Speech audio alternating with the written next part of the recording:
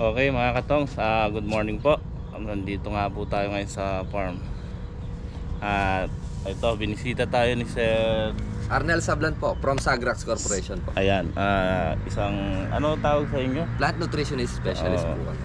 Kung tawagin sa Sagrax. Siya yung may dala ng siya nag recommended ng Dupos at saka Humic acid granular po. Yan. Apo. Growmore din po yung ano natin, sir, yung humic acid, USA product pa rin po siya. Mm. Si So- ano naman, sir, si Dupos, isa siyang guano phosphate. Natural phosphate po siya. Nanggaling po siya sa ipot ng mga paniki.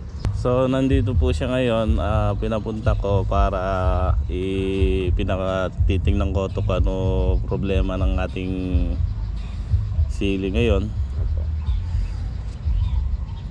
At may nire-recommenda siya na Opo, sir.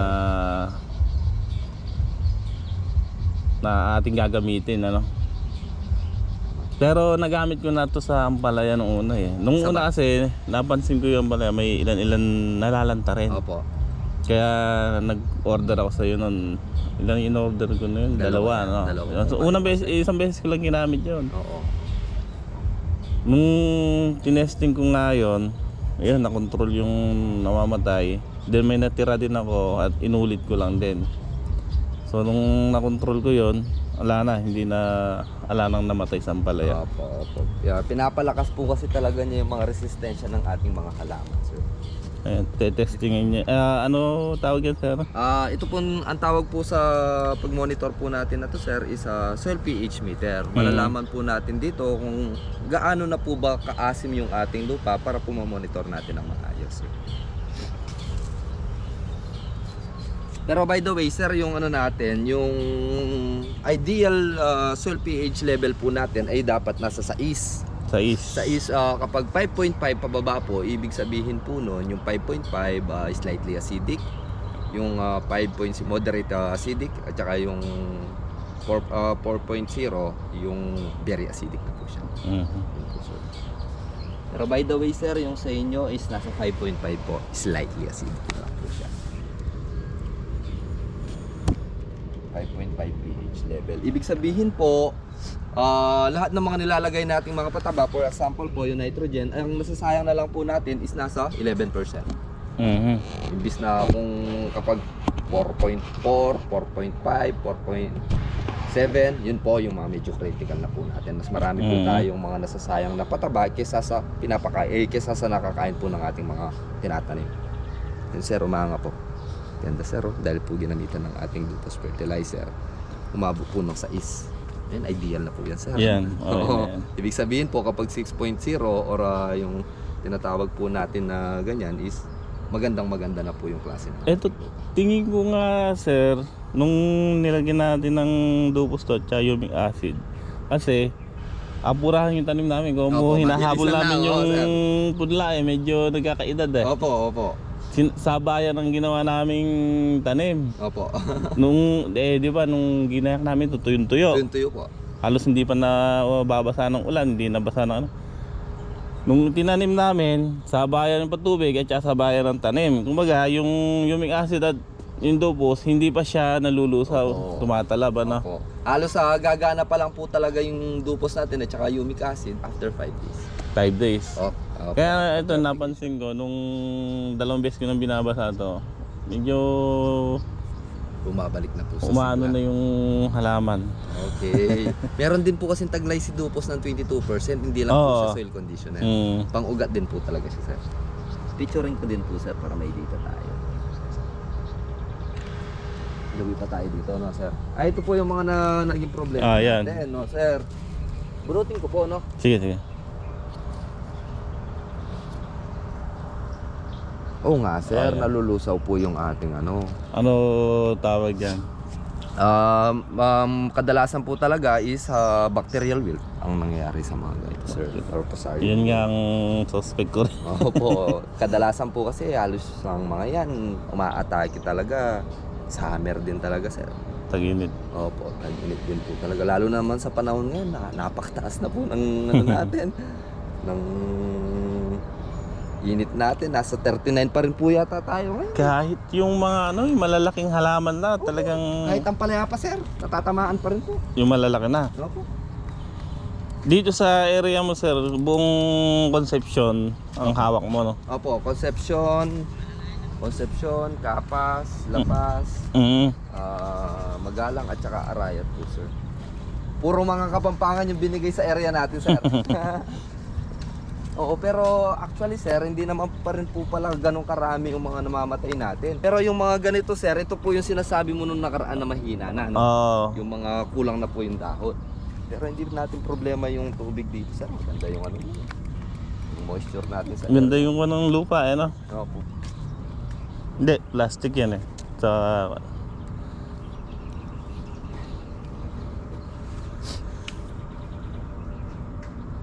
yung pala bigla na lang upos sa init Nung unang kagaganda, kalalaki ng bunga sir, palagi ko po pinapanood yung mga video mo sir Kaganda ng bunga, lalaki. Opo. Nung siyam na harvest lang kami, ala na, umurong na. Opo, pero nakakailang pitas na po ba tayo? 10 pala. 10 pala. Kahit makuha lang sana natin yung 12 sir. Yung Eh, kalimitan naman natin na inaani dito sa area is nasa 12 po. dito sa area nyo na yan, ano mga karamihan tanim? Ampalaya talaga sir. Puro ampalaya. Puro ampalaya po sa area natin sa Concepcion, tsaka talong. Kamatis, sili, wala masyado ngayon. Pala madalang. O, sir, pero yung mga ganitong gulay, nasa Nueva Ecija po kasi talaga sir. Oh, Nueva Ecija. Karamihan. Lalo na po sa Bungabon, Gabaldon, yan po talaga yung mga vegetable na sa mga bayan natin Lalo na po sa Nueva Ecija. Napakarami pong mga gulay.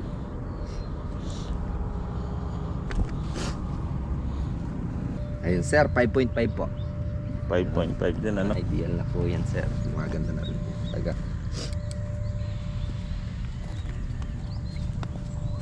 Ay, ito yung mga ganito sir. Meron Ayan. akong tama. Ang kuwan naman yan, meron na.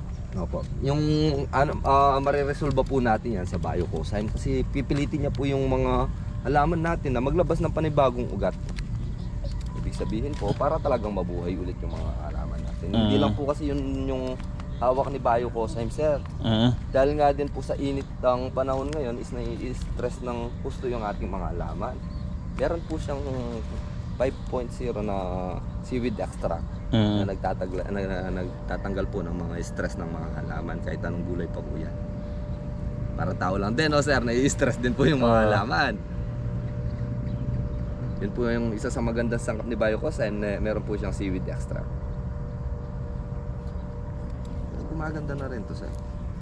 Salpakan na. Nakapagpataba na po ba tayo dito sir? Calcium nitrate pa lang. Ay, okay. Yung plastic mo sir, huwag mong hayaang masira-sira. Matagal pa to, no? Tagal mo pang mapapakinabangan niya. Ito yung tataniman namin ng kamatis at saka ampalaya. Itong area po na to sir. Kamatis ang palaya po. Ibig sabihin Igitna ko yung kamatis, kaya lang mauuna siya. Hindi ko isasabay. tama sir. Para ilang linggo naman po yung pauunahin. 3 weeks siguro. Ay, tama. Ay, tanong, ala ka bang na mistisa? Ano, sir? Wala ba alam? Kahit sa Rancor, wala. Ala. Napakahirap po ng... Ewan ko kung hubas sa East-West ngayon. Marami pong Pero ang balita ko ngayong Mayo, may ilalabas. Lalabas na po. Dahil may contact tayo ron. Ay, oo. Pag ano naman sir, pagtanong ko kayo kay sir sa head po ng ating East-West dito sa area. Kasi halos kaibigan na rin po natin sila 1 week na ito nung pagkatanim ngayong araw. Kailan mo kayo nagpataba sir? 4 days. Okay. Calcium lang naman yan. Mababa calcium. Para matibay po yung puno na. Bukas, anuhan ko ng kuhan muna to 2100. Sir, sabayan mo ng Biocozyme delay. Oo, yun nga, kaya nag-order ako. Napakagandang bumulas po ng inyong mga gulay kapag ganun po yung pag ganun po yung pinalir natin. Mas mainam nga sir talaga, before planting po is maglagay po tayo ng Biocozyme din talaga. Lalo na po yung mga naglalagay po talaga. Paano apply ng Biocozyme na yun? Ano po sir? Pagka sa bago maglagay ng plastic? Opo, ano ang normally sir, lalo na po kasi tayo, mahilig na po tayo maglagay ng mga ipot ng manok. Tulad na yan, oh. May sasabog kami ngayon. Opo. Kapag naglagay po tayo sa plat sir, so isprayan po natin para po talaga mabilis pa. Kahit tuyo, Opo, okay lang po yun. kahit kumbaga bago maglagay ng plastic. Opo. Para po kapag tinakpan natin ay na-sprayan na po ng biocosay, mabilis pong ma-ferment yung mga para agad po natin mapagkinabangan. Kadalasan naman po kasi sir sa ipot na manok, hindi naman po natin makukuha ng agaran yan eh. Oo, matagal yan. Opo. Kaya as long na hanggat maaari po may lumabas na produkto sa atin na biocosay, natutulong po sa ating mga magsasarap para ma-ferment po natin na maayos yung ipot ng manok. Tsaka mapagkinabangan natin agad sir. 5.5 po sir. Ganun din. 5.5. Monitor. Dito sa wala pang kwan.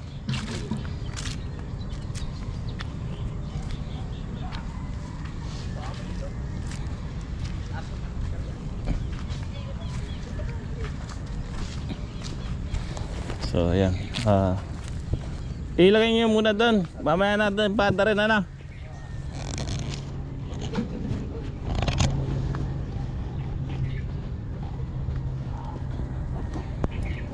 Ang maraming bacteria na kinakabahan ako ito dahil dito maraming talong na namatay nun. Ay, opo. Maaari.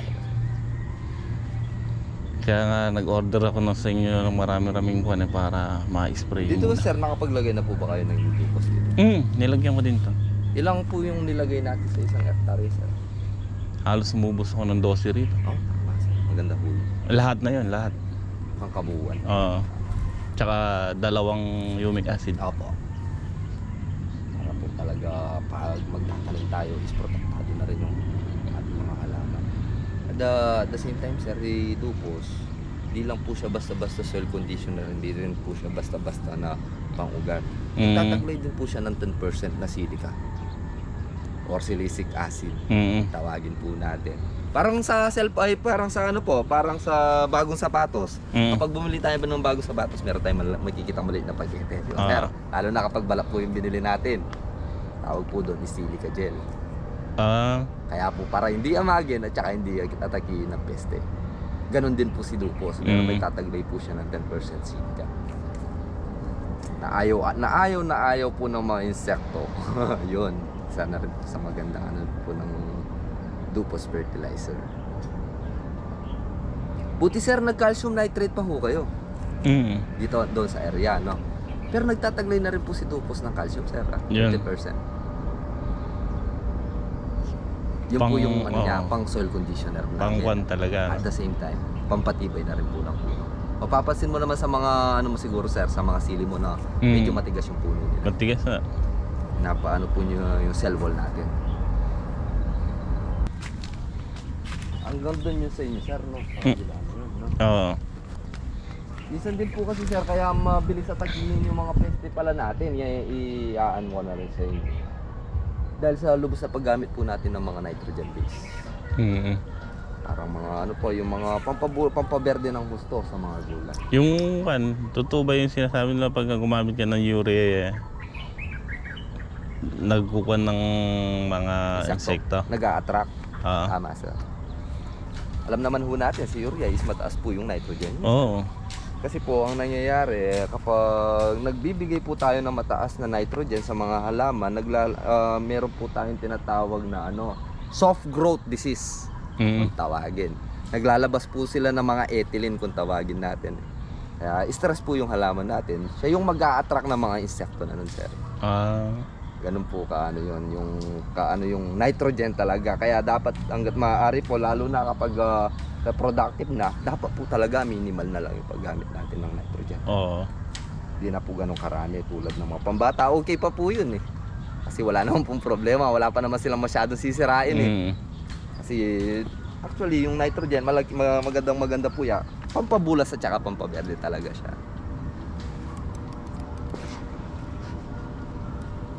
Gumaganda na rin yung texture ng lupa mo dito sir. Mga buhangin. No? Sir, kaya hanggat maaari, pinapalagay po natin si Biocosine kapag bata po. Ito yung Biocosine na Marami po siyang mga nataglay na macro and micronutrients na tutulong sa ating halaman at saka sa lupa.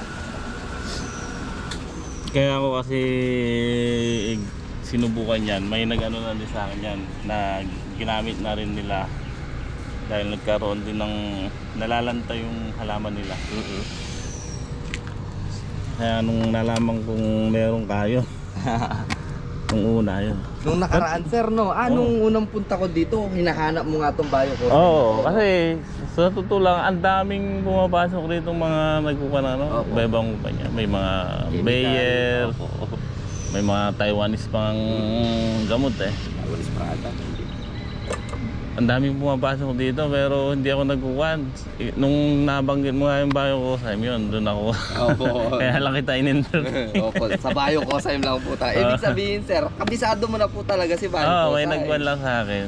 Opo, kumbaga ano na lang sir, no, yung application na lang po yung hindi natin talaga alam kay Biocosine. Pero actually sir, kapag spraying tayo kay Biocosine, mas mainam po talaga ng 1 kilo 3 gram. Pero kapag drenching naman po, 2 Gano'n gram. gano'n? Yung 1 kilo nito, Kapag, 2 gram. Opo, kapag dinidilig po natin kasama yung pataba. Pero kapag nag-i-spray po tayo sir, kahit 3 drum. Pagka-spray sa 3 drum. sa taas na yon. Opo. Yung 1 kilo gagawin 3 drum. Opo. Ganun lang po siya, ganun lang po yung application niya. Ang gusto ko pa nga kay Biocosine, sir, ang dami pong mga vitamins na dala. Dami. Kaya talagang gagana at gagana pa rin po talaga siya sa mga gulay at saka palay. Favorite kong gamitin yan, sir, sa ano? Sa palaya.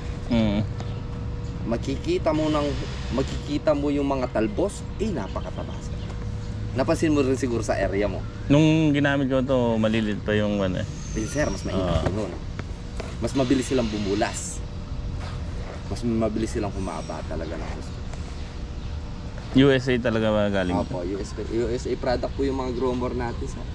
Pati yung isang ano, yung Calvo Zinc. Meron ito, sir, yung Calvo Zinc sa inyo din yun, di ba? Opo. Ito, yan. Yun yung gamit mo, sir, di ba? Isa rin ginagamit ko yan. Growmore din pala yan. Opo, growmore pa rin po. Ayan, ito na yung matagal ko nang ginagamit to. Pang bunga, pang good quality. Gawa din pala ng growmore to eh. Opo. Ibig sabihin ng Calvo Zinc, calcium, boron at saka zinc. Tama, sir. Opo. Alam naman yung boron kailangan sa ano yan eh. Para sa bunga po, para sa bunga. maganda yung quality. Tsaka yung calcium. Hindi po baliko. Yung calcium naman po natin, nagpapatigas po ng cell walls ng ating halaman. Mapakatawan man yan at bunga na rin po. Halos lahat naman po ng gulay is matatakaw naman kasi sa calcium, lalo naman po yung ampalaya. Bukod dito, may mga foliar din na growmore, di ba? Yung mga Marami po mga 15, 30, gano'n. Yung sa atin naman sir is 25-30. 25, 30. Opo. Ano yun?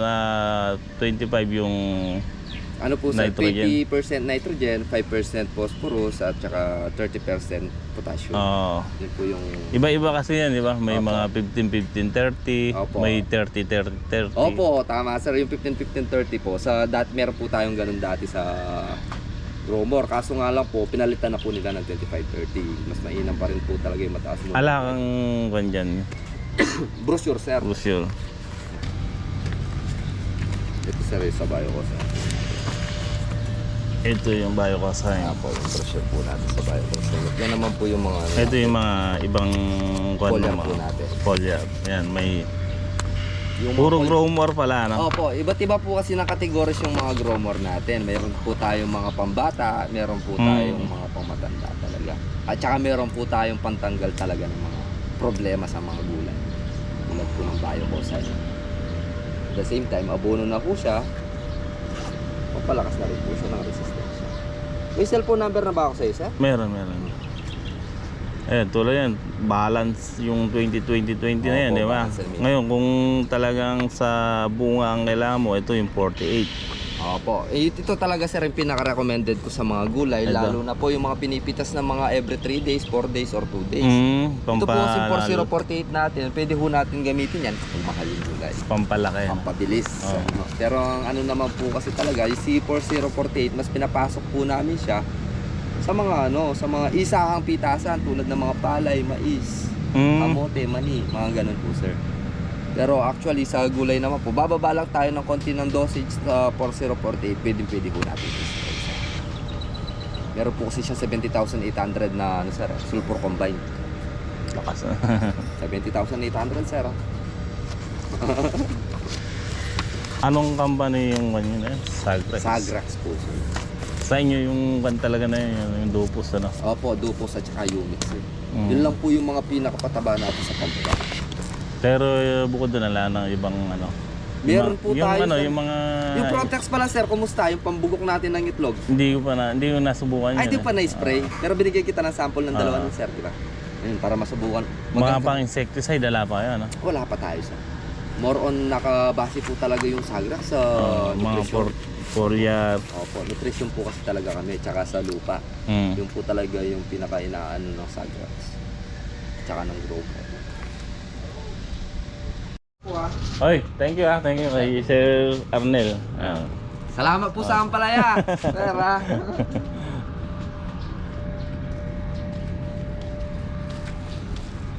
Bali may pupuntahan ka pa yan. Opo sir. Tumawag po nung nakaraan, ganun din po yung problema tulad nung naging ano niya. Sampalaya.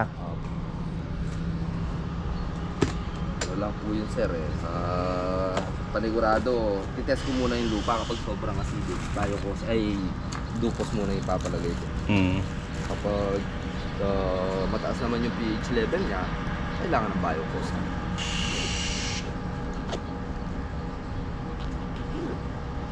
Isa kasi sir, hindi pwede yung sa amin kasi hanggat maaari, pwede mong i-push na ipagsabay yung Biocosm tsaka Dupos. Kaso natatakot lang po kami, baka isipin ng farmers na ginagastusan namin sila. Pero actually ganun po talaga yung pinaka-recommendation namin. Dupos, Biocosm, Humic acid. Pag ano sir, subukan mo din ha. Kung may Dupos ka pa dyan at saka Humic acid, bago magtanim, kahit nasa 10 puno lang, ilagay mo yun, tig isang kutsara. Paghaluin mo yung 1 kilong Dupos, 1/4 kilo ng Humic acid, at saka 40 grams ng Biocosm. Haluin mo sir, tapos ilagay mo sa lupa bago. Testing. Ano sir? Parang kahit hindi ka na mag-abono sa loob ng 3 linggo. Oo. O siya na yun. Sige na, thank you. Sir, salamat din po ah. Nasusunod ulit sir. Okay, at ayan nga po. Malis na si Sir Arnel. At ang oras natin 8:48. So, yan yung binili natin sa kanya. Bali, 6 na kilo. 5 kilong Biocosm. Tapos, ayan, nagkuhan tayo ng isang grow more fertilizer para sa mga batang sili natin. Ibobomba naman din natin yan sa taas. Ito pang spray. Ito ididilig natin. Pero pwede din daw i-spray ito. Kaya lang, para daw mahabol yung mga nalalanta, idilig muna natin. So yan, at kakain lang muna tayo ng almusal para makapag trabaho na tayo. Ayun na nga po sila. Kanina pa nagkakalat ng chicken manure. So